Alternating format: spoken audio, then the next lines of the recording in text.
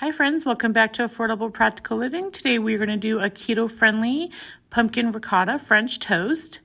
We're going to start with cracking some eggs open in a shallow bowl or dish.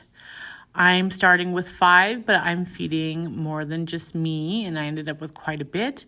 So I feel like 2 for a family of 4 is probably sufficient. We're going to go ahead and get all of those cracked into the bowl. And then we're going to put some heavy whipping cream into it. I'm just going to add just a tad. It's probably about a tablespoon worth in there, maybe 2. You can just eyeball it. That's what I do. And then I'm going to go ahead and put some cinnamon in there. You can put as much as you would like. We do like a lot of cinnamon in my household, so I do add quite a bit. About a tablespoon or 2 as well. That's, of course, according to your preference. You're going to go ahead and beat this up and stir this really well. You want these eggs nice and beaten because it needs to be blended properly. Now I am going to add a little bit of vanilla to it. You can skip this step if you don't want to add vanilla, or you can add almond extract as well if you'd like. That's about a teaspoon I added, not too much, just a little bit to give it some flavor. I'm going to go ahead and continue to whisk that together until it's fully blended. Now I am using the Oro Wheat keto bread for this. There are different keto breads on the market. You can use whichever one is your preference. I'm using a aluminum foil lined sheet pan, and I'm going to just spray that with non-stick cooking spray. That is an essential part of this. Now you can fry these up the traditional way on a frying pan. For me, because I'm trying to save time, I'm going to bake these. It's a lot easier for me to do it bulk that way. You're just going to take your bread and you're going to dip it both ends into the egg mixture and then place it on the baking sheet. And you're going to do this with as many as you would like. I easily can dip it in and out without an issue and they come out fine. Other people like to let the egg mixture marinate longer on the bread. I have never found that to be beneficial to me. I find that my breads, no matter which brand, always seem to fall apart when I do that because it becomes too soggy. So I just dip both sides and go, and that has worked for me throughout all my years of doing French toast, keto or not. And so that is how I do mine. So I'm going to just go ahead and fast forward this, and I'll be right back. Cue the elevator music. I'm going to sprinkle pumpkin pie spice all over these, and then I'm going to put them in the oven at 375 degrees for 7 minutes. In the meantime, we are going to go ahead and take some ricotta cheese. We're going to use about 70% of this container, and we are going to put that in another bowl, and we are going to mix that in with my pumpkin puree that is homemade from my pumpkins in my backyard. If you'd like to learn how to make pumpkin puree out of pumpkin, you can certainly go watch my video on that.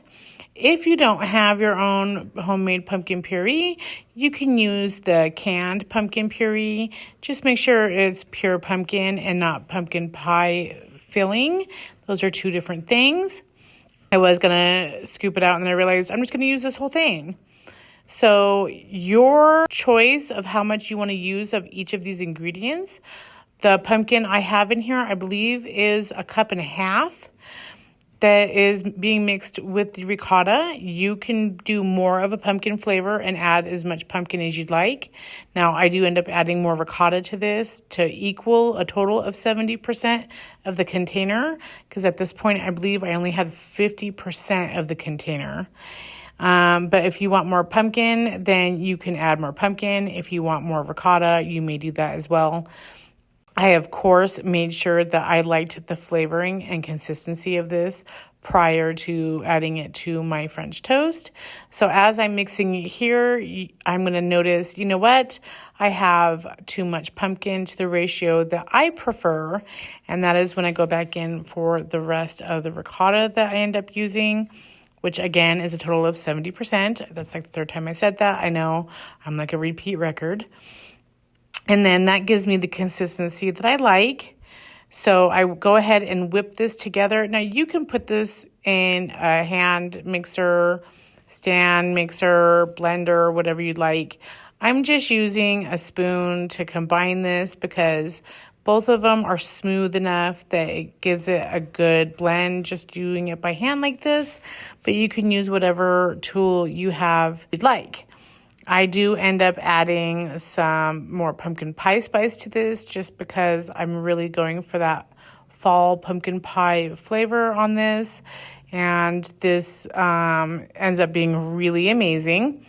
So you can put as much of this in there as you'd like as well.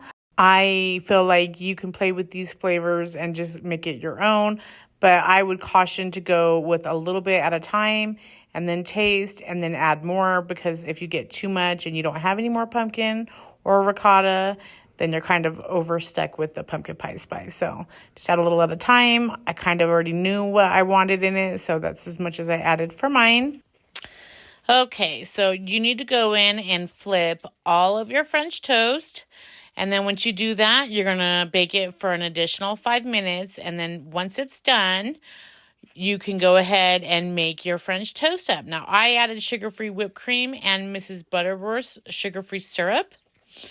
And my daughter actually didn't add anything but the ricotta pumpkin. She said it was yummy just like that. She's a teenager, so I trusted that it was good. I actually tried it just like that as well, and it was wonderful. For me, though, I did like, me and my husband both, we liked it with everything on it, because it's not very often when you're in keto or low carb diets or lifestyle that you can have a special treat. So, once a week, if it's what you are wanting, then why not go for it? Now, the Mrs. Butterworth sugar-free is super yummy. It's close to the original, so it's what I like to buy. And then there it is with just those two things on it. I'm showing you the different steps and layers.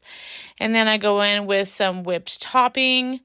The whipped topping gives it just a little bit of that extra yum factor. This was amazing to have for just your family. This is something that you can serve during the holidays if you have guests.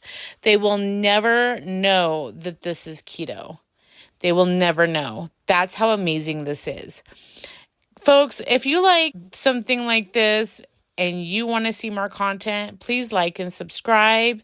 And thank you for watching.